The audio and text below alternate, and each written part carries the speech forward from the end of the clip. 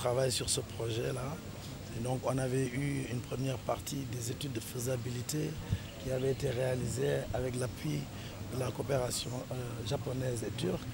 Et aujourd'hui, on a eu des études qui nous ont permis d'avoir une meilleure compréhension du marché de l'urée au niveau mondial, mais aussi du potentiel de captation de carbone, de CO2, afin de pouvoir aussi bénéficier de cet avantage-là, d'en faire de l'urée décarbonée.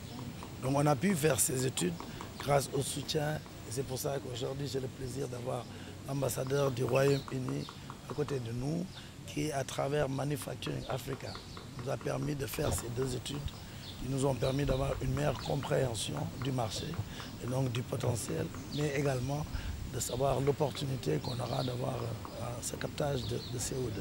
Donc j'en profite pour remercier encore une fois le gouvernement du Royaume-Uni qui, à travers Manufacturing Africa, a eu à payer McKinsey qui a mené ses études au niveau international. Donc, avec l'appui de Petrosen Service, j'en profite aussi pour féliciter le responsable du projet au niveau de Petrosen Trading et Services qui s'appelle Farino. Est-ce que l'arrivée date de démarrage est fixée toujours au dernier trimestre de l'année 2024? Vous parlez du gaz, hein? Donc effectivement il y a l'unité flottante qui est arrivée samedi, depuis samedi. Vous avez reçu le communiqué de presse. Donc on est toujours dans les temps qui avaient été fixés. Donc je pense qu'on va pouvoir d'ici la fin de l'année avoir notre premier mètre cube de gaz. Et en ce qui concerne le pétrole, on espère qu'on l'aura un peu plus tôt au cours du premier semestre de cette année. Donc voilà, on est dans les bons temps de passage. On va rentrer dans l'ère pétrolière et gazière.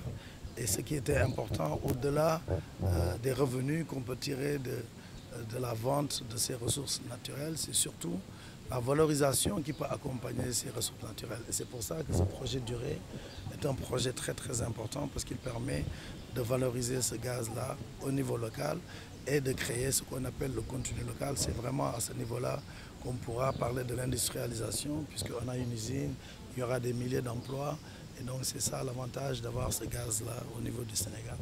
Beaucoup de pays ont ou du gaz ou des phosphates. On est le seul pays actuellement, comme vous le savez, à avoir la possibilité d'avoir les deux, donc avoir et le phosphate et le gaz.